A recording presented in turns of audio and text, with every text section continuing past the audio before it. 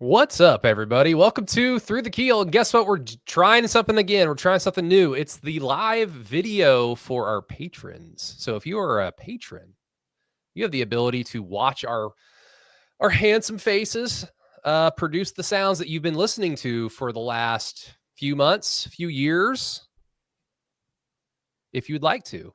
Patreon.com/throughthekeyhole for that stuff. We already have a few patrons in the chat right now, so we're really excited to try this out. But I'm Brady Trantham. Welcome to Through the Keyhole. It's an Oklahoma football podcast. Welcome to the show, everybody. You've got three of the four horsemen tonight, as Alan Kinney is absent for tonight's show. He will be back, I would imagine, for the No Cap recap sometime on Sunday afternoon following the LSU game. So we're all excited for that. But three of the four horsemen are here. So Matt Burton, how you doing, son? Doing well, man. How are we? Oh, we're doing fine. We're doing fine. And then, of course, Peyton Guthrie running like a champion. How you doing? Doing well, man. Doing well. Behind the scenes on this, frantically clicking all the buttons, trying to keep everything going, but we're doing great. Hells yeah. I mean, again, we're trying this. We'll see how it goes. If it kind of hiccups here and there, you know what? Like we'll just get better at it, or we'll just scrap it. But we wanted to try a little bit something new on Through the Keyhole, and we're excited for that. And yeah. Shout out to 1982 Boomer Sooner. Again, patreon.com/throughthekeyhole. If you would like to be able to watch the show live as we record it. And we usually record these in one take, so we'll see what the video element does, but it does to the equation. But if you'd like to watch the thing before it goes out to YouTube, wherever you listen to it, Spotify, Apple Podcasts, wherever you listen to your podcasts, you can jump on the stream with us, and you can, of course, comment. You can tell me that I'm dumb. Why did you think OU's offense was going to score 38 points against Missouri, Brady? Stuff like that. You can ask questions as well, because we are going to get to a few patron questions later on in the show that we're excited for. But let's get the housekeeping out of the way. Homefieldapparel.com. It's the exclusive apparel sponsor of Through the Keyhole. They just put out a new, what was it, a bomber jacket? Peyton, did you see that? They just put out like a new... I saw the sweatshirts, but I did not see the bomber jackets. I got a text earlier today from Home Field. Looked pretty sweet. They do have the 30% Black Friday deal coming up. So it's almost that time of year, everybody. It's almost Christmas time. And who knows? Depending on if we're all happy on Saturday evening, that probably means that, he's going to be playing some important football. And guess what?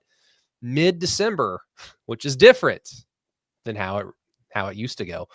So yeah, homefieldapparel.com, go check them out. The Spirit Shop in Norman, they deliver.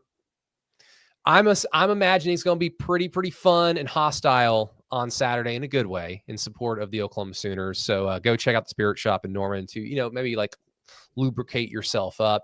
Kaizen Performance Gym in Norman, best gym in town, best gym in Oklahoma, in my opinion. Go check them out. If you look, it's almost that other time of year where everybody decides like, I want to lose some weight or I want to do this, blah, blah, blah, blah, blah, beat the rush and just go ahead and get like a month in so that when everybody else comes on January 1st, you're already like used to it.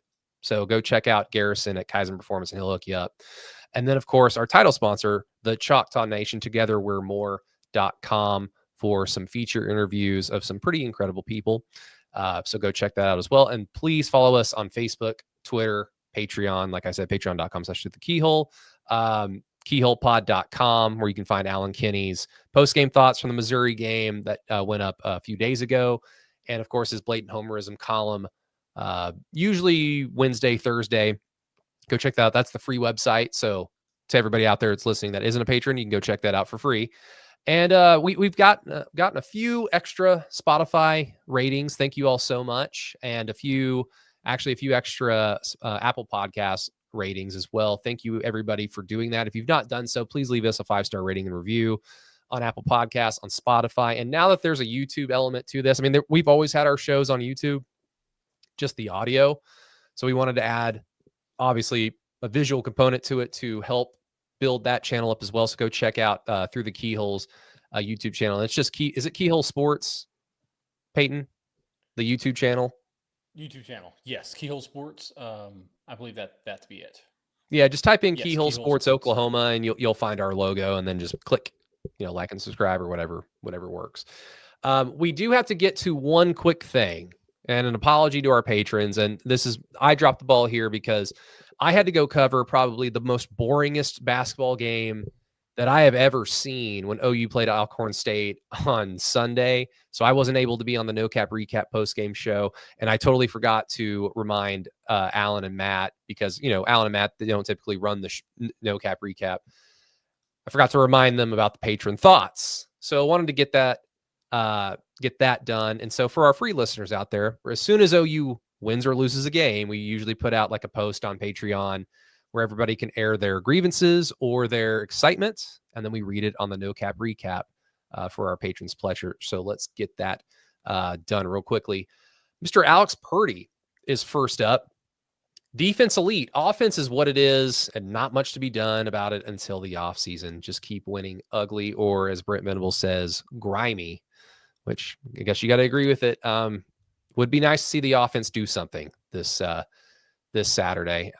Defense is great. I would like the offense to please be better. They had 6 consecutive drives against Missouri in the third and fourth quarter, and they couldn't do anything. It was very disheartening. P. Wygent, even if this team doesn't win a championship this year, what is clear is that something has changed since I sat in the freezing rain in West Virginia. Oh, man, bless your heart.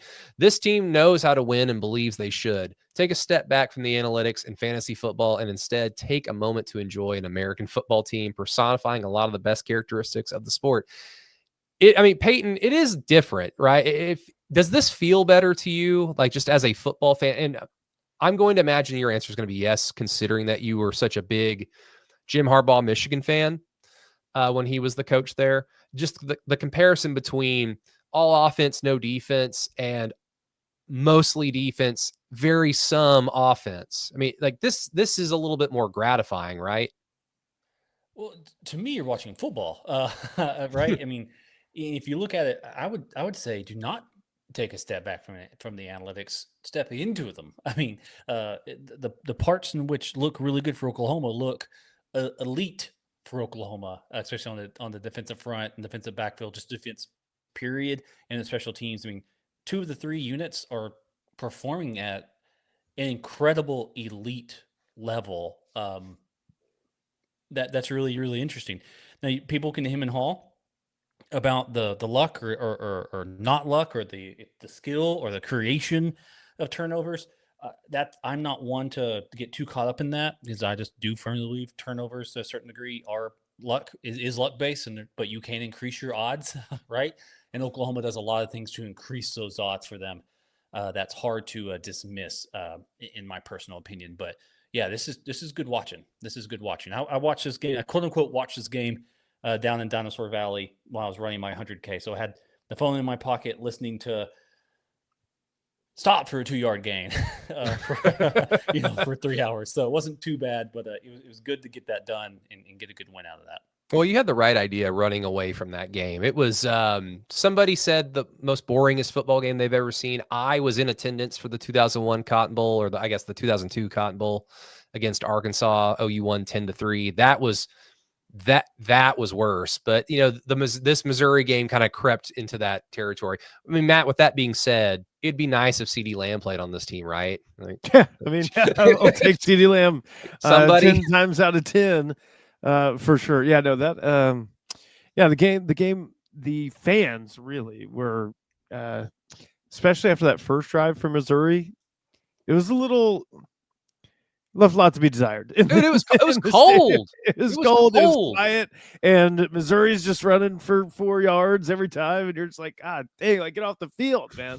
Get off the field. And then, I mean, once the Satania touchdown happened, the switch flipped. And I thought the fans really brought it after that. But yeah, I mean, that first quarter was just like, does everyone know that? Yeah, if they win this game, like they're still in the playoff hunt. Like, let's bring the energy. But I fully get, as a fan, being in there and being like, it's cold, it's windy, it just rained a little bit earlier. Like, I mean, and Missouri's running for 4 yards every single play. What the hell's going on? No kidding. I mean, a lot of stuff to get better at, but we'll get to that later. Going back to a few more thoughts from our patrons. Pirate Sleep Soundly, always a loyal patron with the comments. Appreciate him. All this team needs in order to win is to make offensive plays occasionally, which they do. So why should I be concerned? I mean, yeah, you're just asking this, mainly the offense, but it's complementary football. So you're asking this team to essentially have a very strong sequence of the game. Defensive stop or a turnover that's coupled with a touchdown, that's coupled with maybe another defensive stop and a field goal or a touchdown after that. Like that sequence, if OU gets that sequence with the defense that they have, and even with the offense struggling at the rate that it's struggling, they're more than likely going to win the game. Like they didn't have that sequence against Texas, and they had that sequence against Ole Miss in the second half, but they gave up like the inverse of that to Ole Miss in the first half, and it was just kind of too much for them to overcome, and unfortunately they weren't able to sustain it. Davis, good friend. We're just help me, Peyton. We're just Reggie Gigas. Yeah. Reggie Gigas this year. We have slow starts. So Reggie Gigas is a legendary Pokemon. Has a high BST, base stat total. But what cripples him is that for the first 5 turns, his attack, special attack, speed are cut in half. And then after that, he becomes super strong. So what you have to do with him is figure out a way to get rid of his ability so he's strong immediately. But yeah, what Dave's saying is it just takes us a while. Okay, just give us some time. So not one of the 150 original Pokemon, because I don't recall that name whatsoever. No. Like, yeah, I go up to 151 with my Pokemon because I'm old. And then Davis also adds win next week being the LSU game. Agreed. Braylon has a few thoughts. It's the 19th straight home win against Missouri. As Few mentioned, 1966 was the last time OU lost to Missouri in Norman. Fewest points Missouri has scored against OU since the 1999 shutout. Missouri held under 100 yards for the second time this year. The first was against Auburn, and they ran for 91 yards. Rushing-wise, it was Ahmad Hardy's second least productive game-wise of the year. He was 17 for 57 yards, 3.4 yards per carry. Least was against Auburn for 58, 2.4 yards per carry, but he had 2 touchdowns. He was stopped, not at the goal line, but near the goal line. I believe that was Ahmad Hardy that led to their second made field goal, I should say.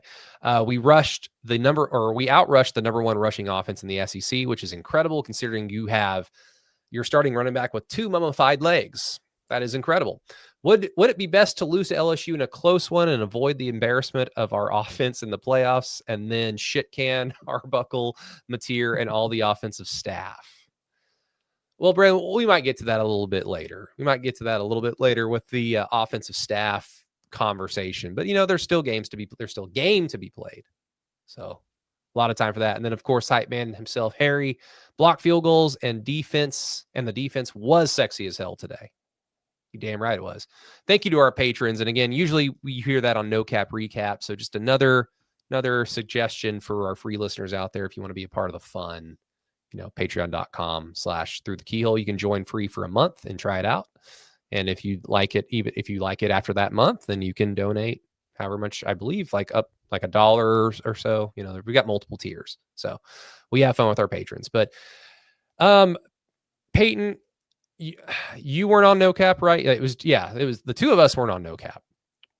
So Matt, let me start with you then, because there's always something to be said about, we usually record No Cap Recap, obviously a half day after the game ends. That's still kind of like the raw emotional reaction to me, because by Monday and Tuesday, I might have a more refined opinion of the game that I wouldn't have said on No Cap on that Sunday. So has anything changed? Do you feel better, worse about the offense? Do you feel better about the defense? Does anything about LSU scare you, considering what we've seen from this team overall over the last few weeks? Yeah. I mean, what's in your head now?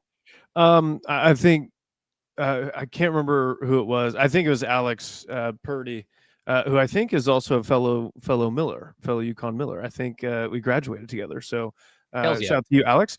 But no, I think the offense just kind of is what it is. Like he said, I think it's kind of what you're getting right now, and especially with the health situation at running back. Brent invoked the name of Jaden Ott again today in his press conference.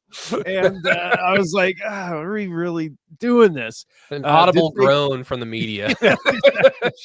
It's like, golly, we're gonna have to hear about this the whole rest of the week too, on social media, on radio show, TV, whatever you do. Just wait till that. I mean, playoff or bowl availability. Just wait because everybody's available. Everyone's available. Yeah, Taylor Tatum is apparently available again now. I don't know. I just would not shock me if you get Xavier Robinson and Torrey Blaylock, whatever you can get out of those guys for LSU.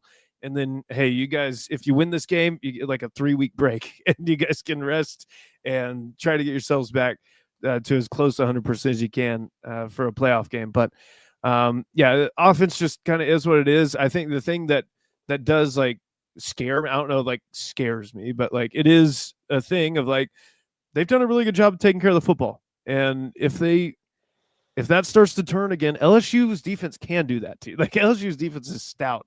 I think the last I looked, they're 9th, I think, on defense SP Plus rankings. So I mean, that's just, I think Missouri was 15th. So like, I mean, this is just another jump up for LSU's defense. But LSU's offense is really bad. It is not in a good spot right now at all. So their offense doesn't scare me at all. It really doesn't. It's just for me, like can this offense continue to take care of the football? That is the main thing right now. And then hey, you got 3 weeks to try to get some people healthy, maybe self scout again and be like, all right, what can we do well? And let's just keep doing that. So yeah, no, I don't know, man. But just please stop invoking the name of Jade Knott. What can we do well? That's punt. That I'm pretty good at that. Although Grace Miller had kind of a up and down game. Yeah, he was punting in the end zone a lot. Well, Peyton, this was a game that you and I kind of went to bat against, and just to set the table for everybody, if they didn't listen to the show last week, I mean, my whole thing was, I think Missouri they've only shown to be like good enough to be average, like in terms of they can beat all the average to bad teams on their schedule, which there were quite a few of those, and the few good, like actual good teams on their schedule, they lost, and they lost close in those games. But I have a pessimistic attitude towards teams like that, where I'm like, okay, you lost close. Like, do you want a trophy? Do you want a trophy for that? Because you lost close? Okay, cool. And so my thought going into the game, considering that OU had just played in 2 hostile environments, coming back home, you've got essentially a relatively clear path to the playoff in terms of if you take care of business at home in these final 2 games, you're in the playoff. And I saw this as a great opportunity for the offense to really string together some consistent drives, really give us an impression that there's something to be said about the offense potentially if they do get in the playoffs. Mainly because I didn't have a lot of not necessarily respect. I didn't think that Missouri's offense was going to have that much success against Oklahoma's defense, which would then set up OU's offense to have possession after possession after possession. And that played out. They just absolutely did nothing with it. They had 6 consecutive drives at the end of the 3rd quarter into the 4th quarter where they could have turned that 17-6 lead into 20-6, 24-6, any of which would have basically ended the game at that point instead of having to bleed deep into the 4th quarter. And of course that didn't happen. Like my thoughts didn't happen. So you won out on that. So assuming that you've had a chance to rewatch at least a big portion of the game, I mean, did that game do anything differently for you in terms of how you project OU in this last game, potentially into the playoff, or is it just, no, that's what I expected? No, the game played out exactly how I expected. On the public podcast where I jumped off, my score prediction was 17-13. I believe Missouri had a drop touchdown pass in the end zone, which would have given me that score. So like that game folded out exactly how I thought it would, which was Missouri has an identity on offense that Oklahoma does not have. Oklahoma can hit a couple of plays. Missouri at least has an identity, and they were going to force Oklahoma to stop them. Now, the first drive, Oklahoma, it really looked, the first 2 drives ish, it really looked like Missouri is going to shove Oklahoma into a trash can. I was like, well, this sucks, and win like 9-0 or whatever. I was like, here we go. And then Brent actually responded to that stretch play by going to 3 high safety. look so that the safeties can crash into those gaps as they open on the stretch play, and that just basically shut everything down. Like after he made that one simple trick that HR hates him for, Missouri wasn't able to do anything. So, and then also on that side, Oklahoma also could do nothing. Right? I mean, just absolutely nothing. Both these offenses are extremely bad when they're playing against each other. Now, where you and I had a major disagreement on was Missouri's defense. Missouri's defense is good. I hope when you watched it, I hope you went away thinking, okay, those two defensive ends are good, right? And they're getting after stuff. They're stopping the run. They're getting after Mateer.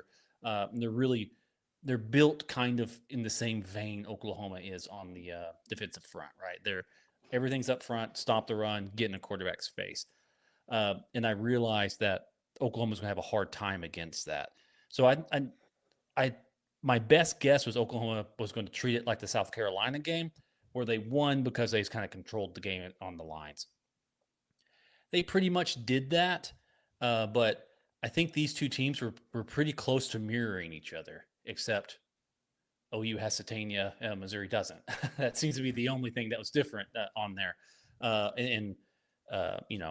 The quarterback from Missouri was his first game back against this defensive front, which is tough to see for him and for Drink to toss him out there. But, they have a freshman as the backup, if not. That's where it's come. So when I see this game and I see how it played out and I'm looking at this digging into it, I see two teams that are pretty similar, right? Oklahoma just has more individual talent, which took them over the top. Oklahoma, in my mind, is not a team. Like, I think you see college football in tiers, like a tier 3 team can't beat a tier 1 team or something like that, unless there's like major things. I see them much more within bands, I guess. And I think Missouri's best day could have beaten an average day for Oklahoma. They didn't play their best, and so they couldn't beat an average Oklahoma, right? So that's how it kind of broken down. I am going to try to share now that we're live streaming. Let's see if this works. Oh, it shows you. Oh, no. Now you're stuck with me. Now I'm stuck with you for this. Maybe I can put me on here. No, I can't do it that way. Anyway, if you see I can do it like this. Yeah. So if you go on Game on Paper, check it out. Good friends of the pod, they're on a podcast here. They really kind of break some stuff down for you and really looking at just EPA, so your expected points per total play. Oklahoma was -6. So every time they snapped the ball, it's technically -6 points. But Missouri sitting at, that's a very layman way of looking at it, but Missouri sitting at -26. So Oklahoma had them just completely in a headlock the entire time, and Oklahoma wasn't able to do anything else. But if you look at situationals, so this is how you can get really, really deep into this. Looking at explosiveness, when Oklahoma hit explosive plays, which they hit 3 of them, they did pretty good because without explosive plays, Oklahoma was -21. Now, if you remember, their overall was -6, so their explosive plays really helped them out.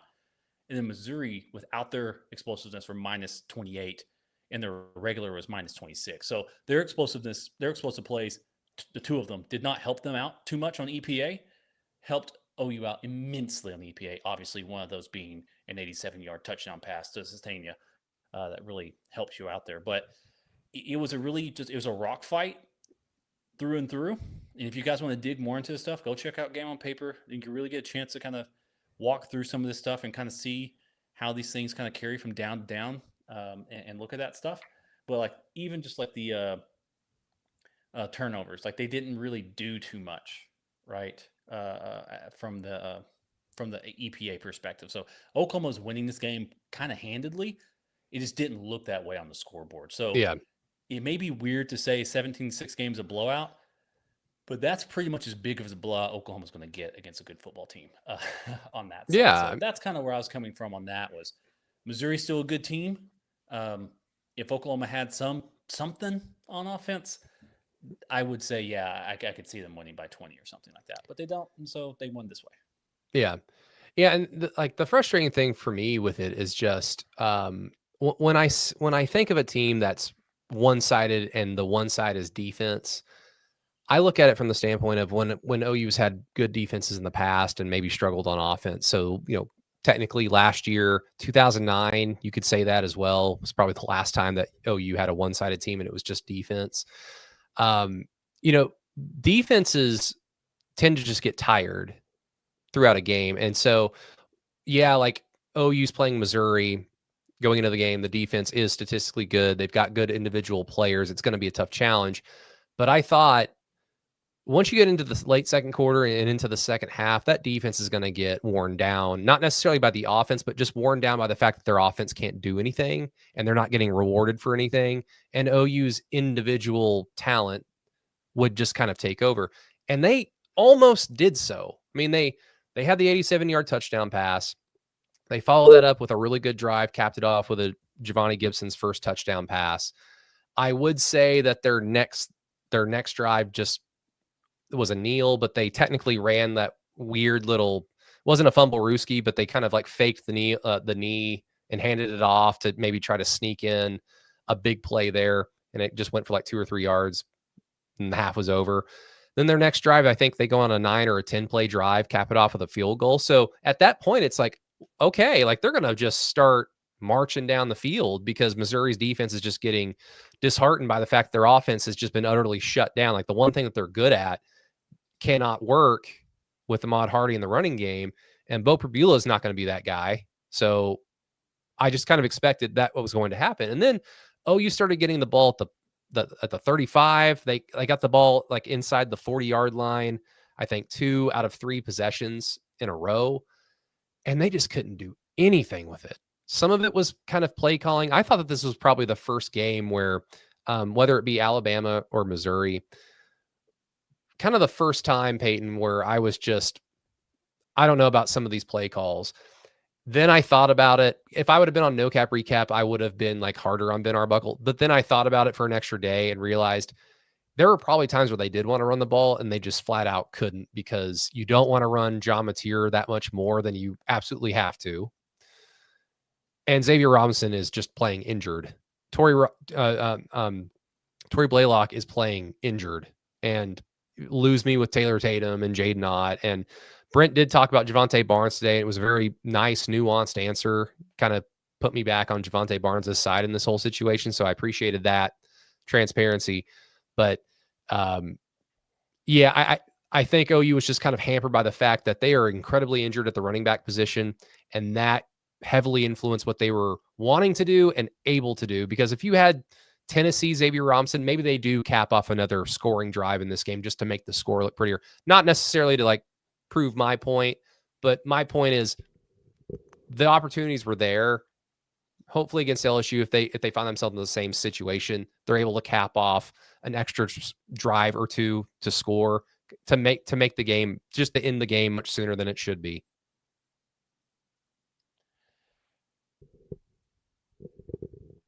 Yeah. Whoa. So, yeah, no, I'm sorry. I was playing around with stuff. No, I don't think Oklahoma has the ability to knockout punch anybody on offense, right? If I want to look ahead real quickly to that LSU game right here, like, can they handle that? Like you mentioned, like that, do they have that ability? I'm not for sure Oklahoma has the ability to punch somebody and knock them out on offense on that side of it. Now, if you're looking at LSU's offense, we're probably going to see a much worse, not much worse, but a worse offense than Oklahoma has, and it's going to make Oklahoma's #1 rated defense success team look even better. Yeah. And then also you got to look at how much does this LSU team have in the tank as well. So that's something that we may not be able to understand for them. Like, how are these teams playing? How's the players playing? You know, are they just cruising to 7-5 now, or do they want to play spoiler to Oklahoma? I mean, they don't have a coach. I don't think, are they? Hell, they might have a around the coach. coach. Yeah, They true. might have a coach named, at least when they play. That's right. But it's like, are they trying to rally around the interim coach or something like that? I don't see it. To me, this kind of feels like LSU is going to play with pride. Obviously, they're football players. But I don't know how long that pride is going to last, if that makes sense. I think if there's a chance for Oklahoma to win by the double digits and cover, Matt, do you know the line by chance? It was 10.5 earlier. I will effort the I think Oklahoma updated. can cover that 10.5 just due to the fact that if Oklahoma does score, early, I'm just not for sure if, or maybe just does score. I don't know how much LSU is going to be like, all right, guys, let's go home. It Let's is. just It get is. out of here. It's too cold up here. It is. It is still 10.5. Anyone want to guess what the total is? The over/under total. I thought it 42. was like 38 or something. It has gone down from that. It is 36.5. These are really Iowa numbers.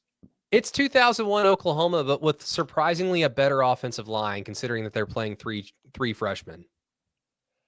It's it is what it is. But I don't know. I mean, Peyton, Matt, anyone can jump on this. Why do I still feel like the offense is capable? Is it just because John Mateer is individually a good athlete? Whenever he does kind of break out of the pocket and beats the guy on the edge, he can show that athleticism off. Is it because, when Xavier Robinson has been healthy, and I have no idea what to expect from the running backs this Saturday. I have zero clue. I'm lowering my expectations. I just don't understand how they can go from being injured against Missouri to being much better against LSU. Is it just because I want them to be like, I don't think it's that. I feel like when I watch them play, there's capability there, but it's just not manifested whatsoever. I think it's just that you've seen this offense, and it's something I've kind of gotten around with my head on for this right now. You've seen this offense perform in high leverage situations early in the season, right? Through Michigan and through Auburn, something needed to get done. John Mateer did it, right? And then since then, I mean, after you don't look at Kent State, obviously, don't look at Texas, obviously, but since then you've seen the offense be able to manufacture something. In Ole Miss, a running game appeared. All right, Tennessee. I can't remember what happened on Tennessee, but a couple they were able to do a couple of things there. Defensive scores. Defensive scores, defensive scores. Well, at least against Missouri, capitalizing off of turnovers. Even if they're Yeah. field goals, they're making the turnovers count. In Missouri, you see the Sustainia touchdown pass. So you see these things, and you think, "Oh wow, here we go!" Right. So what's happening is that you're seeing Ben Arbuckle's ability to draw up a play versus Oklahoma's ability to have a sustained down-to-down scheme, right? And some of that could just be, some of our podcasts are saying the RPO tags and stuff. It's too much for John Mateer, and so he's throwing the ball when he should be handing off, or he's handing off when he should be throwing. They should just completely remove that. And to be honest with you, where I am right now, sure, I guess we could be in that thing and simplify everything for him so he doesn't have to worry about it. But I do think we have to move forward from the ability from like expecting them to be more than this, because they're not going to be. But I do see where you're coming from, because you're like, just call that play again. Call the 90-yard touchdown pass again. It's like, it's just right there. It seems it's wide open. You see it.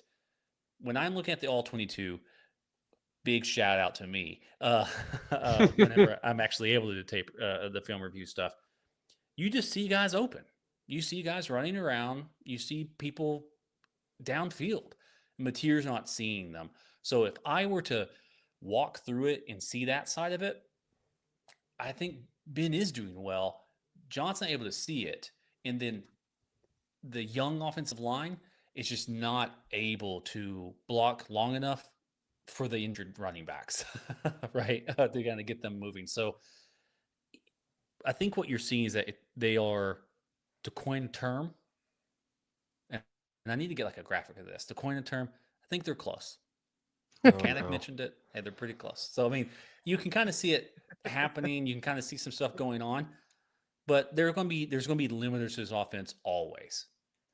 Mateer not being able to get air underneath the ball to layer, for his deep shots. I mean, even the pass to Sustainia that was for a touchdown was thrown like at shoulder level of offensive linemen. I mean, like, that ball's always going to come in shallow. That ball's always going to come in hot. It's just the way he throws it. So there's going to be some stuff that's going to be difficult for the team to have down to down until the offensive line is able to get push, and until the running backs have knees that work. I still not going to be able to do that. Please donate knees to the OU running back room. I mean, Matt, anything?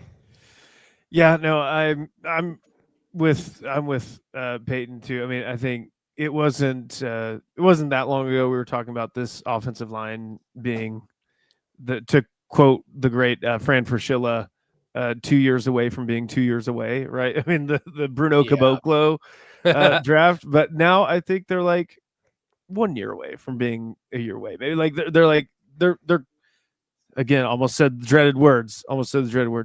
They're near. How about that? They're very near something. Yeah, they're very near. The sheriff is near to what it's supposed to look like. But yeah, no, that man, I just still, I know he's saying it's not a problem. I feel like the thumb mixed with the Texas game has kind of mind. Can I still cuss on YouTube? Oh, okay. Yes. All right, it kind of mind fucked him. Honestly, I feel like that tanked the confidence a little bit. So yeah, I don't know. That's just the way I'm seeing it. He continues to say that the thumb is not an issue, like at all. I don't think he's been asked about his knee, right? You know, there's the, Gabe said that like right after he got hurt from the Auburn game, like his knee was also bothering him. I don't think he's really addressed that either. I mean, he's running it fine, so I feel like it's okay. But man, yeah, to me, it just looks like a guy that is sometimes freaking out a little bit, mixed with some PTSD from the Texas game, mixed with a young offensive line that are having to block some creatures like Missouri had on the edge. That Wilson and Young duo was really, really good for Missouri, man. Yeah, no question. I mean, OU's offense is up against it, but thankfully they've got a good defense. 1982 Boomer Sooner with the talking point from the offseason, and it's kind of just reared its ugly head in this last month with John Mateer. Could it just be because the SEC is on a completely different level of play than Washington State and the Mountain West last year? I mean, yeah, that's playing a heavy factor in it. And if OU, I mean, okay, let's pretend that USC beat Oregon. Let's assume that OU beat LSU on Saturday, and then OU host USC. I don't know statistically what they look like. I just know generally their offense is great and their defense is not really that much to write home about. If OU played that team, if they played a team that kind of had that makeup, really good offense and average to bad defense, I think you'd see a lot better offensive production. I think you'd see a lot more scoring. Not 40 or 50 points scoring, but I think you'd see like, oh, this offense suddenly looks a lot better. Is it because John Mateer had 3 weeks off? Maybe, but it's also because he's not playing in Neyland. He's not playing in Tuscaloosa against the 9th rated SP plus defense. He's not playing against this top 10 defense, that top 10 defense. So that certainly has a big part of it. But the thing is this is the University of Oklahoma, and they're in the SEC for a reason, and you've got to perform. And Mateer just hasn't done that. And in his defense, it's not all on him. Arbuckle is asking him to do a lot, but that's what you get when you sign the offensive coordinator who's going to bring the quarterback with him. Is that's the tandem that you brought over. But oh well, I mean, OU's got LSU on Saturday, and the 8th president of the United States, Mr. Michael Van Buren, who presents a challenge in terms of his legs. OU's played multiple running quarterbacks this season to kind of up and down results, right? I mean, Bryce Underwood is a dual threat quarterback, but that was his second game of his college football career. And they didn't ask him to do. And they didn't. Yeah, they were like, we've got a long season. We're not getting him killed. Yeah. That Chambliss is the standard, though. I mean, Chambliss, Lenore Sellers individually, from an athletic standpoint, he presents the challenge. He's just not a very good quarterback. And I think his offensive line is terrible. Offensive line is terrible, but OU is just able to tee off on the fact that we're not afraid of him throwing, so just like murder him. And that's exactly what they did. Jackson Arnold, of course, is a mobile quarterback, but it did not matter on that game. I mean, Joey Aguilar, like Tennessee wants him to be mobile, and he's got some athleticism, but wasn't it? Ty Simpson as well. He wants to live in the pocket, even though he does have athleticism. He wants to live in the pocket. So this will be just a test for OU's defense, Peyton, in terms of understanding that you've not punched your ticket to anything just yet. And, don't pat yourself on the back too much. You might be asked to do a lot more this Saturday if the offense doesn't get its head out of its ass. And Van Buren has presented, he's kind of shown, whether it be at Mississippi State or in his few games at LSU, that he can make some plays happen with his legs. But at the end of the day, like you had mentioned earlier, I think SP Plus rated wise, LSU's offense is worse than South Carolina's, maybe barely, but they're in that category. So yikes. No, I don't think there is I'm trying to quickly find it up. I think the only thing you look at for Oklahoma, you're talking about can Oklahoma's defense pass the LSU offense test. I think what you're looking for is, can Oklahoma break the season sack record? I think that's the test you're looking at, right, for the total. I can't see the somebody's gonna have to pull that up. Matt, try to find that. The team total for sacks. It was, remember, it was like the team record is 10, which is what OU tied against Auburn. Not took a game. Not in a game. Season. Oh. Yeah, season. How many do they need to get to break the season record? Now that I don't know. I think that I would assume they were within striking distance, but I'm not for sure on that. So, all right, 10 against Auburn or 9. Yeah, I forgot. It was last year. Last year they had 50 sacks. Really? Right now? 2024. I'm trying to look. 2025. This may not be updated. It says 24 sacks. This is on Soonerstats.com. So, yeah, they usually update pretty quickly or pretty frequently. But I mean, they had like 8 sacks against South Carolina. They had 9 sacks against Auburn. Okay, they have 41 sacks this year. Yeah, they have 41. And they had 9, right? You said? Yeah. Wait. Okay. Wait. I think I'm looking at sacks given up. That's what it was on there. Okay. They had 41. They have 41 this year. They had 35 last year. Sorry, they gave up 50 sacks last year. Oh, yeah, great. So, yeah. And it was all in the second half against Ole Miss. Right. I'm just going back through this website is only showing me back through 2016, but they've already passed every season from till 2016. So yeah, anyway, if we've already done it, we've done it. If we haven't, let's put it a number high enough it won't matter on that side of it. I think LSU's offense, SP Plus is rated 75th. South Carolina's was rated 74th right now currently. So I'm just not for sure this is going to be that much of a game of fireworks. I don't think it's going to devolve into a shootout. And Oklahoma's defensive line has not shown a willingness to not kill somebody. So I think Oklahoma's going to bring it from that side of it. There's going to be a little bit of a we've done it mode. You know what I mean? Like, this is it. This is because now, guess what is the biggest game of Brett Venables' career? This next one. This one. This game coming up. Yeah. All right. I mean, this is the game that gets you to the playoffs. This is the game that shoves every single hater into a locker. Matt, you got it? I do have it. It is 45 is the record. They did it once in 2005, once in 2003. And the 2005 one, they did it in 12 games. So 2003, it was in 14 games. Thank you, Matt. And shout out to 82 Boomer Sooner, caught it at the same time. Oh, there you go. There you go. Out. Thank you so much. 1982 Boomer. I think that's Hype Man Harry. Right, shout out Harry. You can get it, and we're going to have it. Oh, that's Hype Man? Oh, thanks, Harry. There's a chance to break some records, this coming up week for that. So what I want to see is, can Oklahoma do anything against LSU on the ground? If you do have Tatum, you do run him, like, how quickly will LSU quit? Right? That's the thing I see. And the hardest part about this being on YouTube now is I potentially some LSU people clip it. I think LSU has a chance to quit on the game, because what are they playing for?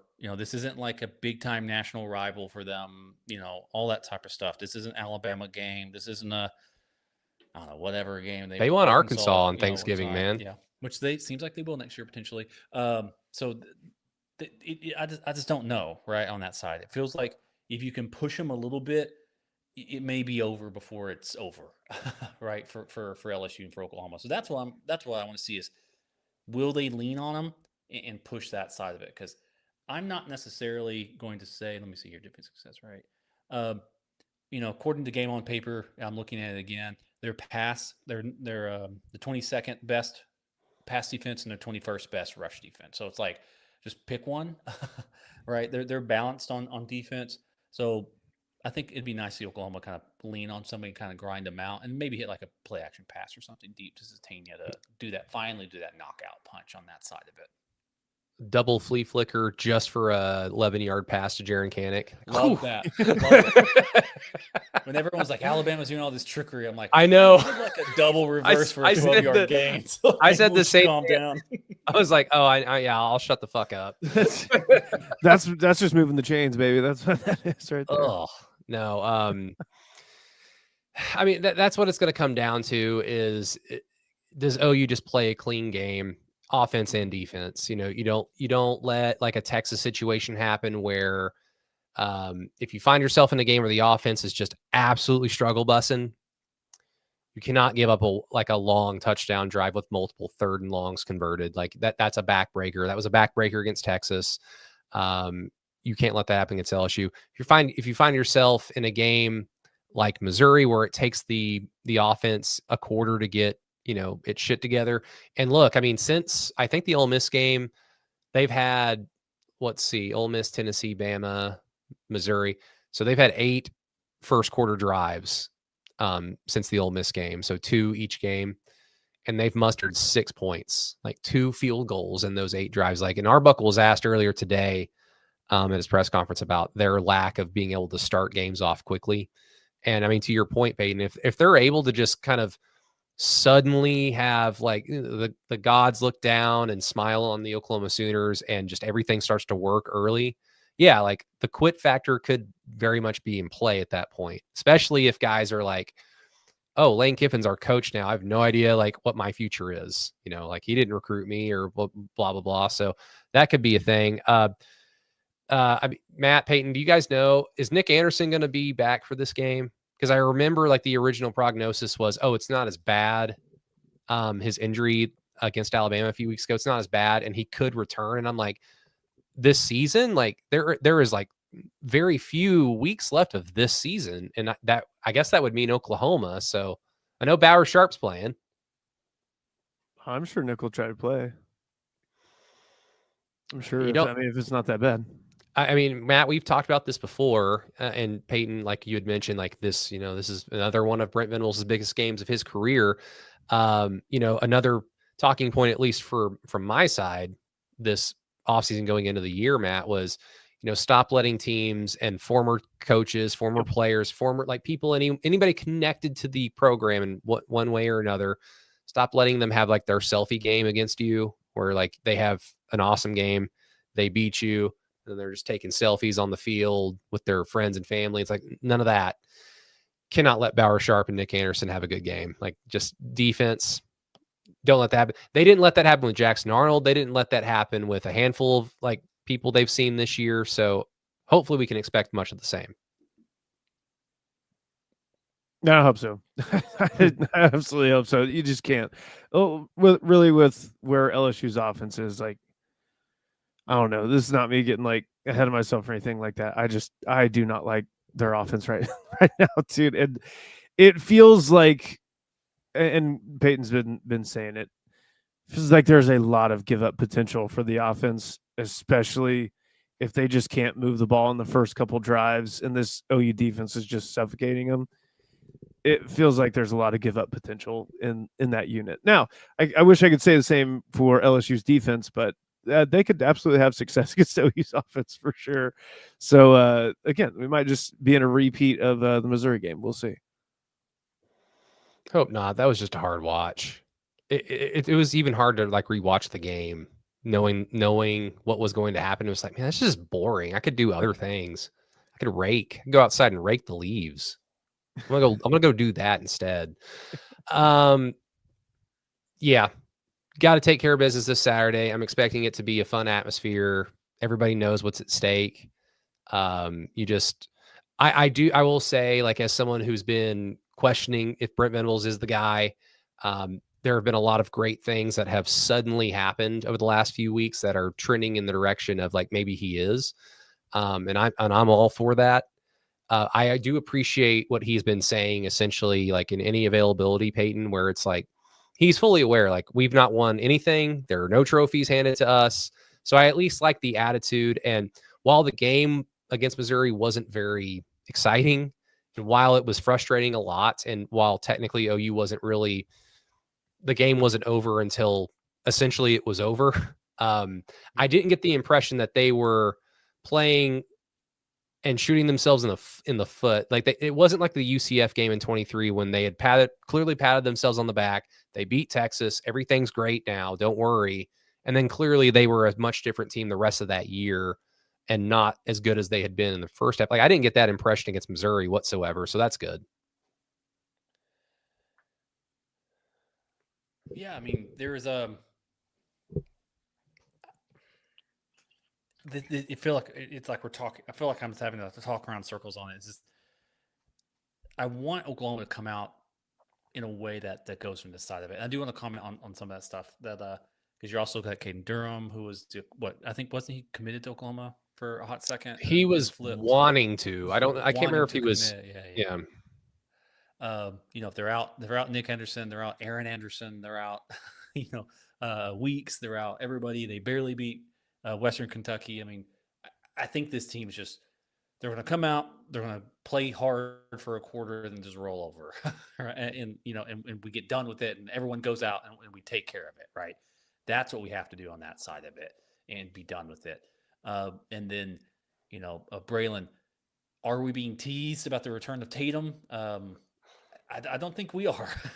If he doesn't roll out there, I'm not for sure. But if Xavier's that banged up and Blaylock's that banged up, and it's like we just have to beat this one team, and then we get a 3-week break and get healthy, and now let's play a playoff game. And then in my mind, that's where you see a much improved Oklahoma because they've had time off just to get healthy. On that side of just get healthy. Like I think that changes a lot of things. But you have to move on that side. Now, this will be a very passionate game, in my opinion, right? It's LSU. They've got a very rowdy fan base. These teams kind of historically don't like each other. LSU kind of owns Oklahoma, all the way through. We knocked Nussmeier out for a couple plays last year, and he comes back and he's like, "I am now a god." It's just like, here we go. So I think this is a game where Oklahoma can get two monkeys off their back at once. They can beat LSU and they can prove Brent Venables right that they can get to the playoffs. Yeah. Now that's a lot of pressure, but you don't play these games without that pressure. I mean, you come to Oklahoma to do those things, right? You come to Oklahoma to play in games like this. In my predictions, I had Oklahoma sitting at 8-3 right now, going, with this game of a chance to get 9-3 and maybe get into the playoffs. Obviously that shifted, but now it's, you win this game, you are in the playoffs, period. You're hosting somebody. This is a big time thing.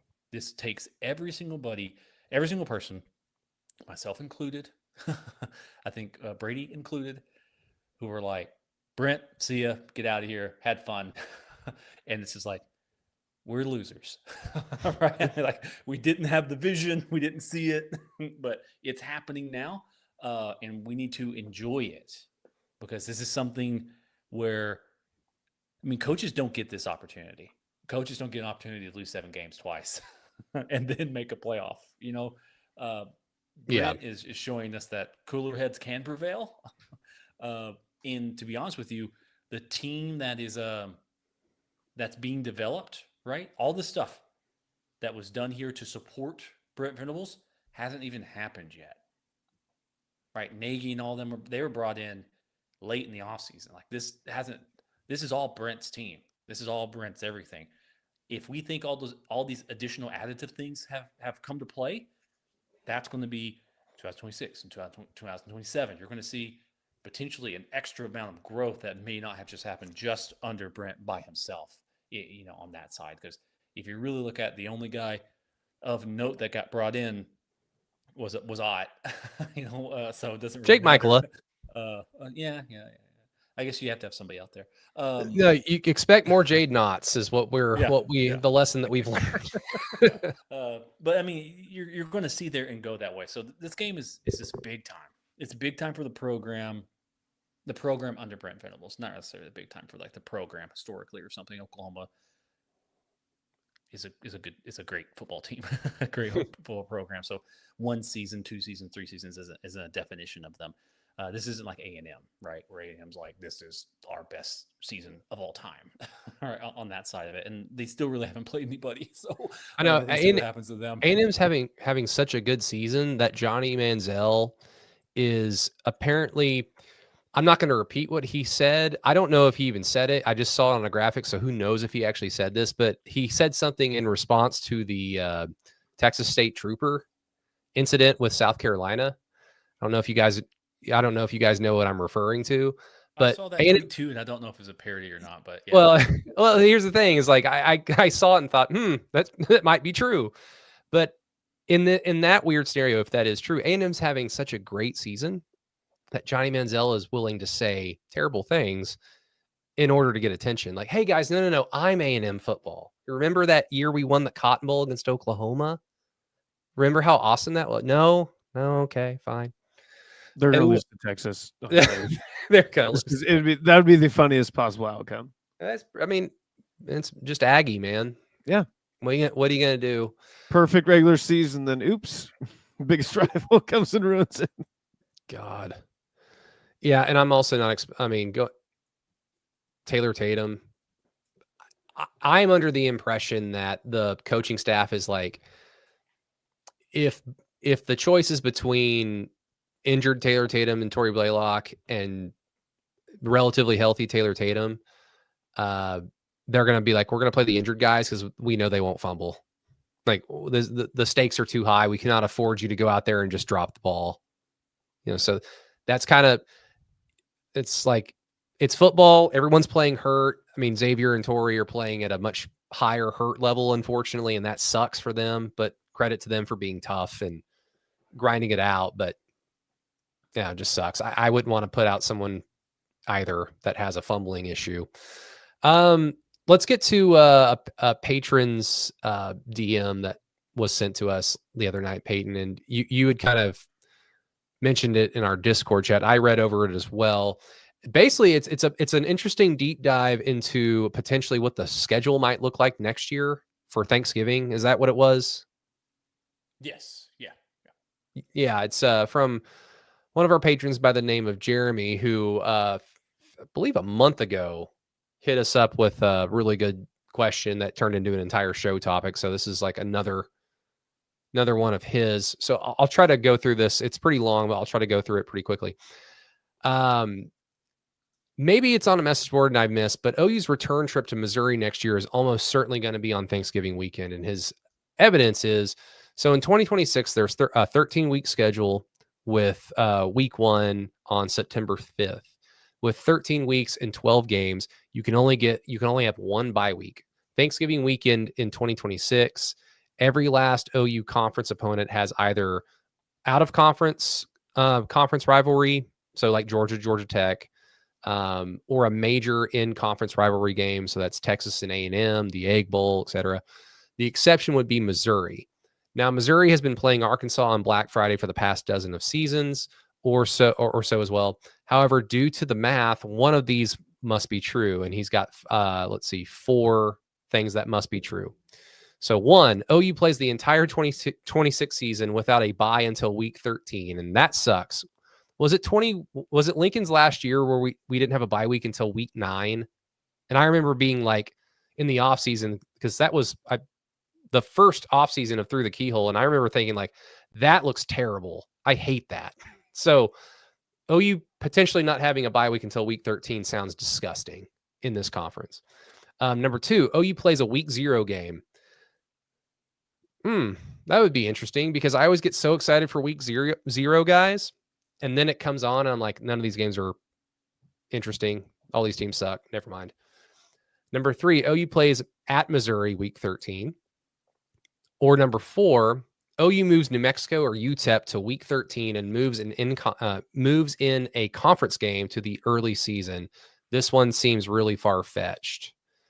And then he provides an article which mentions quote unquote sources saying that the LSU band has reserved hotels in Arkansas for Thanksgiving weekend 2026, implying that LSU and Arkansas will be played week 13. This article seems spurious, but even if you don't believe it, the math still dictates that one of those 4 scenarios above holds. I don't know about you guys, but I like the idea of having a kind of a cupcake out of conference game this late in the year, just for the injury concern, just for it's essentially another bye week. If you have one more final big game, like if OU played Temple, even, well, not Temple, if they had played Kent State this past week, I would feel a lot better about the LSU game. I feel good about the LSU game anyway, but I'd feel a lot better about it because it would essentially be Brent has a bye week to prepare for his most important game of his career. But it's not the way it plays out. I mean, any of that interesting? I mean, again, like having a bye week until week 13 sucks. I know people don't like November cupcake games. I do think that they're important, especially if you're already playing a tough schedule. So, I mean, any thoughts? Anybody? No, play Missouri. Get the rivalry going. Bring the peace pipe back. I think Missouri's sliding, for me personally, they are sliding perfectly into that bedlam space of this is a team Oklahoma will always be more talented than. Should be a team Oklahoma should always beat. And they have a fan base which is starting to annoy me at a very high level. So this to me is basically the new Bedlam game. You got the 95 meetings now or 94 meetings now. I mean, play it, build it up, bring back the peace pipe, do the whole thing, play it right, and go for it, and just add some hate to it. I love it. I think it's good. Peyton, do you want to explain or provide some insight as to why the peace pipe is a bad trophy? Oh, I necessarily don't think it's a bad trophy. It's the idea of using cultural items as sport or yes, something of that nature. So, as a member of the Choctaw Nation of Oklahoma, is my personal opinion, not the opinion of the Choctaw Nation of Oklahoma, that using cultural items as downgrades them in this way to a point in time to where I think it's a little odd from that side of it. That said, the Jill Shillelagh's cool. So I mean, I don't know. So I mean, but that was a weapon. There may be. I'd have to look up some other items or something like that. So, but the peace pipe in itself doesn't really bother me. I think maybe it's due to the actual creation of the peace pipe, if that makes sense. I read an article that it was about like the Oklahoma Student Organization met up with the Missouri Student Organization and they would smoke weed at halftime. And that's how it started or something. It may be something along those lines. I would say make a trophy for it and let's have fun with it. You know, it's yeah, good, it's fun. Let's just do it. I mean, the game on Saturday made me feel like I was smoking weed because I was just like, it's boring. It's so boring. I'm like, oh, everything's in slow motion. Oh, no. I'm perfectly sober. Maybe I have been smoking weed because I could have swore they had 2 bye weeks these past few years. Well, isn't that changing with the 9th conference game? Okay, so nobody else right now that plays 9 conference games gets 2 bye weeks, but it's just the SEC. I and believe ACC. That I do not know. Okay. We're on TV, so I can't bullshit. That's right. Yeah. Again, like I said, maybe I have been smoking weed. I don't know. This could be that. Not out of a peace pipe. I would not appropriate a culture like that. Call it the battle for St. Louis, and whoever wins the game, which will always probably be OU, gets like recruiting rights to the city of St. Louis, and then you just call it good. Like, thank you for your athletes. We appreciate it fairly well, Missouri Tigers. Until next year. Or is that maybe like, I'm just thinking out loud. Is that like a TV thing to like, I don't know, like hey, you guys get 1 less bye week, but we're giving you your conference like this much money. We're giving you the teams this much more money to not have imagine. I would imagine. From what I'm seeing is that teams usually have 1 bye week per season, but due to the calendar in 2024 and 2025, we've had Okay. 2 bye weeks, so it Gotcha. makes me like a weird little scheduling quirk. Damn it! I really love the 2 bye weeks. I do too. NFL has 2 bye weeks, right? Just one. They only have 1? Yeah. God, what's wrong with my brain? Oh, well. Thank you, Jeremy. Thank you for the insight and the question. You didn't necessarily ask a question, but, you provided a show topic. So thank you to you once again. Appreciate that. Patreon.com/through the keyhole for those interested.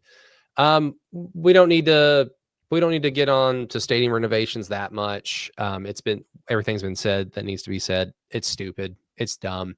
And if this is truly going to bring in money to the athletic department that it needs for, player retention and going out and getting some of the best players in the country, then I don't want to hear the front office talk about money balling for receivers. I mean, is that Peyton? Is that fair to say? Is that a fair, like, kind of middle ground thought to have in terms of, I don't like it, but if that's going to be the reality, then do this then instead of that?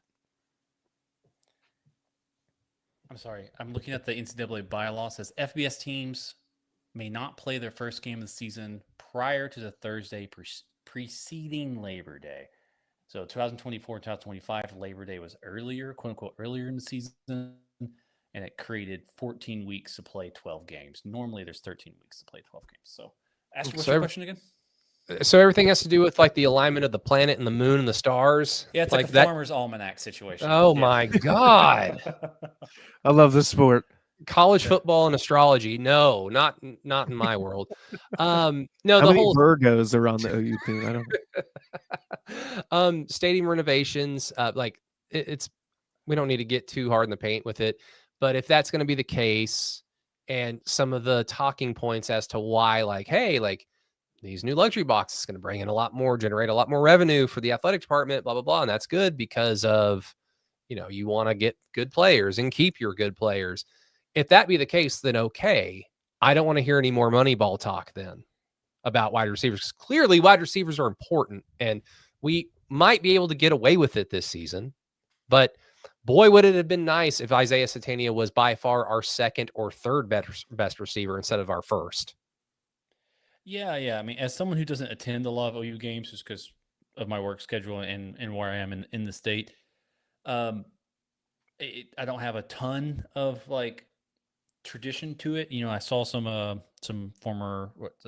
media types talking about like family traditions and things like that, and I'm like, well, I mean, it's a market, it's capitalism. Let's spend money. All right. I mean,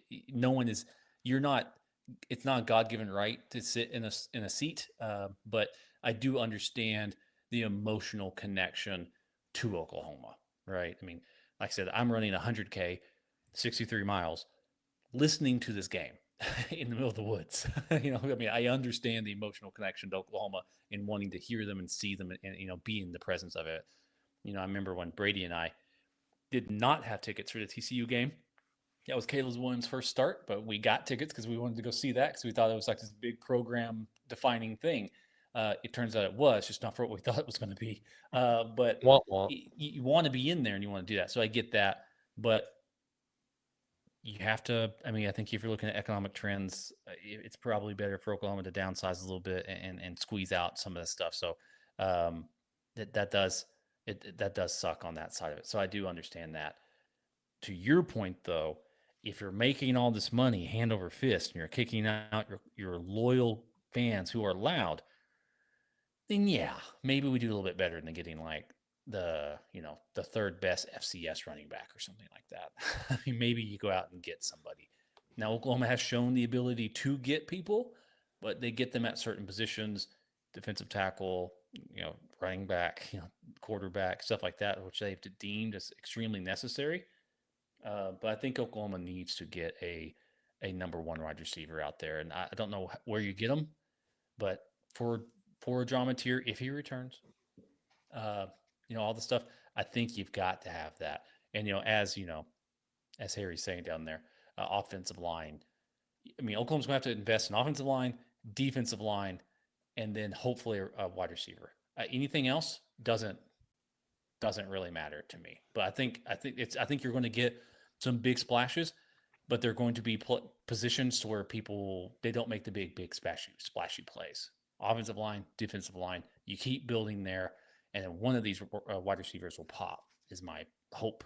But if somebody is laying around, if a Cam Coleman's there just knocking on the door saying, hey, you can get me, all it takes is money, then let's go figure it out and do something. But I think Oklahoma needs to continue investing in the defensive line, needs to continue investing in the offensive line moving forward. Yeah, I think just thinking about it right now, not having done a deep dive on it, I mean, I would imagine, well, concerning the O-line in the offseason, they're just going to be looking for depth pieces, which is where you would want to live, right? I mean, maybe like you try to identify a starter in the event that maybe Bill Beambo doesn't feel 1000% great about Ryan Foje at right tackle for the, long-term future.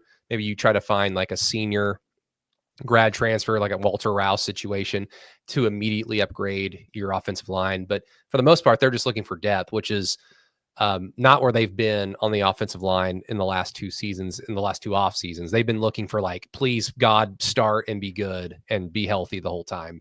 Right. You need a guard, right? Yeah. Yeah. You need interior line. You could upgrade center. I mean, you could go get a guard in the center and keep everyone else the same. And I would be fine with that. Troy Everett did say on Monday after practice that he's applying for the medical red shirt. Doesn't know. But I would still say he's an excellent young man. I would still say OU needs to, if they can upgrade at center, go do it. Yeah, for sure. I think that's what you have to do, because you've seen this team not be able to succeed offensively because of the O-line. You go get a center, you go get a guard, and then you get one or two depth pieces so that you're not pushed into there. And you go from that side. I think that's what you do. And then you do the same thing on the defensive line. You get another DT, you get another edge guy, right? Because you got to replace. You have to go get a cheetah guy. You're losing Daniels. You're losing Marvin Jones Jr. You're losing RMT. I mean, you're losing some guys on this team which need to be replaced. Now, luckily for Oklahoma, Okoye's looking good. Wine's looking good. PJ's looking good. Like, you've got your top line potentially, but you need to fill in some gaps on there. There are potentially some one-year rentals from some schools which you can pop from. Yeah, I mean, Wine's looking really good. Hopefully he doesn't look too damn good, because I would love for him to come back. Yeah. Like, not too good. You're doing too good. Pull him. Real quick, just Braylon, you had mentioned this. I'll pull it up on the screen again. Oklahoma doesn't have the population density to have 100,000 seat stadium like so many angry people on the boards and X are saying. And I understand that. I've never really toyed with the notion that OU's ever going to have a 100,000 seat stadium, because I agree, like, the numbers just don't support that whatsoever. There's something to be said about exclusivity, because I've always thought, like, it would be great if I was the God Emperor of OU, I would dig a hole at the McCaslin Fieldhouse and add 3,000 to 5,000 more seats and just make it an 8,000 seat arena, and just let it be one of the coolest basketball environments in the country. And it's like, well, it's an 8,000 seat, 9,000 seat arena. Like, well, that's the point, is it's pretty exclusive. It means something to be at these games, and that would add to the atmosphere, in my opinion, and help out the basketball program. So there's something to be said about that. But when I was reading and hearing about like stadium renovation talk and them scaling back the capacity, in my mind, it was like 2,000 to 3,000 seats, which would have sucked for those 2,000 or 3,000 people. But unfortunately, that's just the price of doing business these days. 7,000 seats is a lot. That was very eye-opening to me in a very disappointing way, because now you're going to be below South Carolina and Arkansas. And look, this isn't like a pissing contest about stadiums, but there's just something to be said. Like, OU joined the Atmosphere and Environment Conference, and they're willingly kneecapping their atmosphere and environment, which they've had to like really reach out, do all kinds of crowd surfing, engagement farming, whatever it might be, to figure out how can we make these games a lot more fun for you as a fan, even though it just had a lot more to do with We want to watch OU be a good team in a good conference against good opponents. And they have that with the SEC. So it's just weird that nearly 10,000 seats are going to be gone. It's just weird. So anything, Peyton or Matt, on that? I mean, it's just like you said, it's just the times. I mean, that part does suck. I mean, but they are I mean, I guess there's two ways to think about it. In press box needed to be done. It's being done Long now. time ago. So that's being handled. And then you've got Josie saying we've listened to fans and they want seat backs and they want a little more space and they want the in-game experience to be a little more comfortable. And to do that, you have to do this. So there's two fan bases of saying, one, I want seat backs and a little more extra room. Because I get it. When I go to those games as a quote unquote bigger guy, and I'm like having to like put one shoulder in front of somebody, one shoulder behind somebody, it does suck. Right? And I'm not even that big on that side of it. And so if you want to have it more comfortable, you want to have all this stuff, and the people who are going to the game, the people who have season tickets, are probably ones they're hearing more from, potentially. But the other side of the people are like, I've been going for 20 years. I've been grandfathered into this, and I don't pay so they don't have to pay the donation. They just pay the seat price or something because of XYZ. And if I'm looking at OU, I can sit, there's probably a little bit of like, we understand that this is normally a donation section that you don't have to pay because of, or whatever it is. I don't remember how the politics of it all work out. They may be looking at that and saying that's revenue lost, right?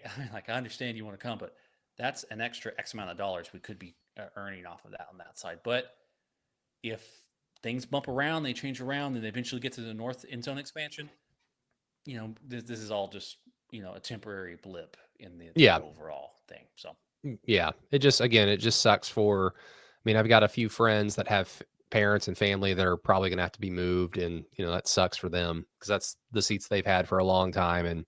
And I will say, when it comes to football, there's just something to be said about being in the shit. Like, it's football, it's a blood sport, it's chaos. And Neyland, of course, OU winning had a lot to do with this, and especially with the way the game went, because even though the offense was technically bad in the first half, there were still a lot of exciting things happening for OU that the first half was still enjoyable. I have never been more crowded in a stadium. Like, I was, like you said, Peyton, like I was with two friends, like I was in the middle, and we were essentially just completely standing to our sides with our heads turned to watch the field because they cram all 110 or some odd thousand people in there. And it was so cool because it was just like, we're a part of this. Like, football is an uncomfortable sport to play, and we are also uncomfortable. If I was a billionaire, like, I'm sure my life and my thought process would be different. But when you two came to Memorial Stadium in 2009, I got a free ticket to go, and it was in one of the luxury suites in the East Side upper deck, and I'm sitting in there, and the sound's coming through some speakers inside because like the outdoor seating was full, so I had to sit in the luxury box, and I'm sitting in there, and I'm like, like, if I was rich, I would want to be in here watching a football game because it's like I might as well just be home if I'm going to be inside. But again, I get it. Nothing wrong with being rich. I'm just like, hey, if I want to watch football, I want to suffer too, just a little bit. I'm just weird though. There's a way you could make this right. If you want to hear it. What is that? The fans that are losing their seats, those 7,000, they get to be in the suites until the north end zone gets done. No, you've got. That's why they built 2 paywalls. I bet that north end zone get done really fucking quick if that was the case. That's all I'm saying. Shout out to well, I don't know if I can shout this person out because I don't know if they want it known that that's what they deemed the 2 massive walls that are going to be built to separate the fortunate from the less. The fortunate from the even more fortunate, let's just say, because if you're able to go to OU football game, you're pretty fortunate. It's an awesome thing to do. But that would be funny. They should get first dibs on like whatever new seats get added, but oh well. let's, I guess, last few, are there anything OU related? I mean, OU's 26 class is like not going to be too bad on paper. You know, they're Brent has successfully turned the negative recruiting of last year almost around to the point where you're going to have a respectable class. They're flipping some guys right now. I mean, Jonathan Hatton, the running back who originally committed to OU, then has been committed to A&M for the longest time, has now re-flipped to OU. So that's good. I don't necessarily know why any talented running back would want to play for DeMarco Murray, but that's a different story for a different podcast. But yeah, recruiting seems to be trending in the right direction. But other than that, is there anything else OU related you want to get off your chest? No. And Peyton brought his dog on the show. Yep. Arlo's freaking out right now. He's digging into his dog bed. No, I mean, the recruiting is good. The hard part about Oklahoma's recruiting is that it took too long for the proof of concept to finally hit all these recruits, I guess, if that makes sense. So, like, yeah, you're going to be able to flip some guys, but hell, you could flip like half this class. But there's just not enough time to do something like that. And you know, it doesn't quite fit the ethos of a Brent Venables on that. So I think big shout out to Red Dirt Sport. I think I had leaned where he's saying where Oklahoma will probably end up climbing to like 13th or something like that, which is better than 21st. Yes. Obviously. No, that's a far cry. Your 27 class is looking like a top 5 class type of a thing. So that's going to be a big time thing for Oklahoma. I mean, if OU beats LSU, OU gets in the playoff, that's a great sign for Brent Venables in terms of him potentially being the guy to lead OU for the next, generation. And if that be the case, I mean, they're going to have to start hitting on some offensive recruits. And it's great that some of the offensive line recruits have hit immediately, but we can't even count on one hand like skill position guys that they've recruited and developed and that have become good. And we're all excited for the offensive linemen who are freshmen that are starting on the offensive line now. It's just all the portal guys at receiver and none of the like homegrown, home recruited dudes. And that's annoying and concerning. People are excited about Elijah Thomas just because he looks awesome in pads, but he's just played on special teams, which is good. David Stone did nothing his true freshman year, and he's one of, if not the best defensive lineman in the country. So a lot can happen, but unfortunately, we've not seen any development at wide receiver from recruited guys, and that needs to change very quickly. We had mentioned it a little bit earlier ago, jokingly, but Lane Kiffin to LSU. I mean, there are a lot of people that seem to think that it's a done deal. Ole Miss and Mississippi State are going to be playing on Friday night, and Ole Miss and Lane Kiffin are supposed to make give an update as to their status with each other or without each other following that game. So I guess if it's trending the way that people seem to be thinking that it's going to go, then OU will be playing LSU at 2:30 the next day with the full understanding that Lane Kiffin is their next head coach. So who knows what that does to the psyche of the LSU Tigers? Who knows if that even happens? But weird. It's just weird. And then our old friends in Stillwater hired. It's not Seth Morris, because I wrote that down on the doc. What's his name? Eric Morris from UNT, the University of North Texas. So good offensive mind. Knows the state of Texas really, really well. So like on paper, it's a very good hire for Oklahoma State in terms of like if you're wanting to build the program away from Mike Gundy to an extent and try to, be better at recruiting, be better in the portal. Really good hire and pull by them. Just go get someone with deep ties in the state of Texas, and you're probably going to be golden in the Big 12. So any coaching carousel thoughts, any college football thoughts, guys? I mean, it does seem like the guys which we think should get hired are getting hired, right? I mean, I think Morris is a pretty good hire for OSU. Who knows how it will work? If you see, his past steps, it's third year, boom. They year one is preheat the oven, year 2 is bake, year 3 is succeed. So maybe it's a 3-year thing for OSU to get back to being respectable. The South Florida coach, Tulane coach, I expect them to be at Auburn and Arkansas in some order. I mean, it does seem like maybe some cooler heads are going to prevail, and just hire the guys who seem like layups, and then we'll figure out if they work or not. But it should be pretty interesting. And OU's permanent rival, Ole Miss, permanent for 4 years. Sorry, the permanent for 4 years rival, Ole Miss. See what they do. That'll be interesting to see. Is there any chatter? Really is there any chatter about what they're planning on doing in the event that he like? Are they going to promote Pete Golding? Ugh. I don't know. Or is he just an interim? I think maybe for an interim, potentially. Yeah. I guess, yeah, because I mean, if Lane's smart, he'll try to keep LSU's current DC. I've heard their interim would be Joe Judge, the former head coach of the New York Giants and longtime Patriots assistant, and his Giants tenure did not go well. It did not go well at all.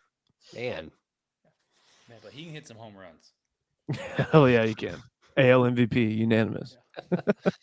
Well, I mean, the college football rankings came out right when we started, and we'd already mentioned, if OU beats LSU, they're going to 95% sure they're going to host a playoff game in Norman. So that's awesome. It makes the game even bigger, just a little bit bigger, considering the stakes. But any college football rankings thoughts, gentlemen? I mean, it seems like it's trending in the direction of our Catholic friends from South Bend might be coming back to Norman for the first time since James Harden was traded.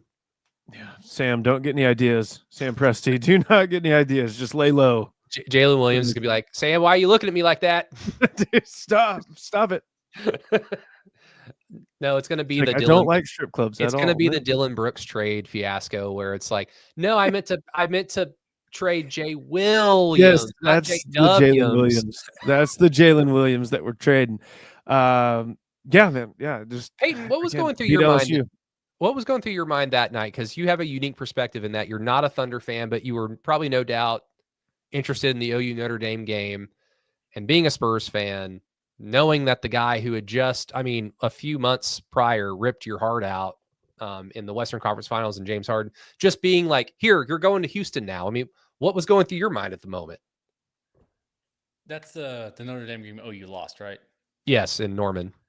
Yeah, so the only thing that's going through my mind was why couldn't oh man, what was the linebacker's name? Manti Te'o. Why wouldn't Ward cover the guy who ran for a touchdown or something like that, right? I mean, I didn't care a single second. I was watching OU. That was happening to OKC Thunder. I more than likely have the timeline messed up in my head because it's been so long. But in my memory, it happened because Notre Dame was leading 13-6 throughout most of the game. And then Blake Bell finally punched it in on the Bell dozer and tied the game late third quarter, maybe early fourth quarter. I can't remember, but it seemed like, oh my God, Sooner Magic. Here we go. OU's going to take control in this game. And then this is early Twitter days for me, 2012. And then in between Blake Bell's touchdown and the kickoff, I think is when the tweet went around the world because everybody around me, and then I pulled out my phone. I was like, oh my God, the Thunder did trade James Harden. And then I think on the next drive, Notre Dame scored on a 60-yard touchdown run. And it was it's like reality just hit. Yes. Oh God. It's back in my Thunder fan days. So I just was like, what? No. This is the worst. No. Shout out to the Thunder fans. They're at least happy now. Are they still one loss undefeated, Matt? Yep. Just that one loss to the Blazers, but they got revenge the other day against the Blazers. Beat the absolute shit out of them. Hyman Harry does make a good point. Says Bama might jump OU if Bama wins the SEC title. That's very true. Yes, I think that sure. they would. Sure. I think that they definitely would. If Alabama wins, OU doesn't host a game. Yes. If Alabama makes it in there and wins the SEC, OU gets knocked into the 9th spot. Yeah. So Bama would be playing, if they beat Auburn, they're playing A&M. Georgia or A&M? A&M. If A&M wins. Yep. A&M is a win or somebody loses, right? So A&M's in. So The A&M answer could lose and still make it if Georgia loses or something like that. Yeah. I would also, the way that it's set up right now, if everything goes chalk except Bama wins, It would be an Ole Miss OU rematch, but just in Oxford. I'd like another crack at them. Because again, Honestly? like if they lose Lane Kiffin too, yeah. Well, no. Let's be super hypothetical. Alabama wins the SEC, gets in front. Lane goes to LSU. They probably drop Ole Miss a couple spots, and then it's just. And then if they do that, they're going to. If that happens, they will. They won't drop out of the playoffs. It's impossible. What if they just they'll drop Florida them. Stated them? What if it's like, won't. no, that's the reason why you were good. You just cannot do that. In my personal opinion, like they'll avoid a match. They've already talked about they avoid rematches and stuff like that. Okay. So they'll move stuff around. But it's looking like either the Leprechauns come to Norman or OU goes to Notre Dame. I mean, that pretty looks like it's just kind of in there. Yep. You know, worst case scenario, Oklahoma's going to Autzen. Which that didn't go too well last time. Oh, God. Oh man, no, it's exciting. But hey, just beat LSU and then let things take care of themselves. And then this team's played well on the road. So as great as it would be to play in Memorial Stadium in late December, oh boy, weather's gonna suck. As cool as that would be, like if they have to play on the road, then you should have confidence that they can play well because they've done that all year playing on the road. So, hey, everybody, this was fun. It was fun to add the video element to the show. It'll get better as we do this more and more. Thank you to the patrons who joined along, commented, asked questions. We appreciate that. Thank you so much for that. Patreon.com/the Keyhole if you'd like to join the show live. Again, like how this is going to work is patrons get first dibs on the podcast in terms of being able to watch it, comment along. So if you'd like that access, then go join our Patreon page. You can do it for free for a month. So go do that. And then if you don't want to, don't worry about it. You can still watch the video on YouTube after the fact. Once it goes up on our YouTube channel, and then the audio will still be available wherever you listen to podcasts. So nothing's going away. We're just adding stuff to it and just adding some exclusivity for our lovely, lovely patrons. So, thank you for everybody for listening to the show. Truly, truly appreciate it. Shout out to Alan Kenny. I'm sure he'll be back for the No Cap recap. If not, he'll be back, I assume, next Tuesday as we discuss what happens with the Oklahoma Sooners. Hopefully they take care of business against LSU. But yes, Peyton. And then Patreon listeners, tomorrow we'll have the LSU opponent preview. We got the a writer, the managing editor of And the Valley Shook will be joining me either mid-morning tomorrow or about 1 p.m. tomorrow. So look at that on the stream on the Patreon site, which is www.patreon.com/throughthekeyhole. Best website in the world. Go check that out if you want to get a LSU preview. Yeah, you did a good job last week with the double duty on the Missouri pot preview, Peyton. Good job. All right, everybody. Thank you for listening to Through the Keyhole. Truly appreciate it. But until next time, Boomer.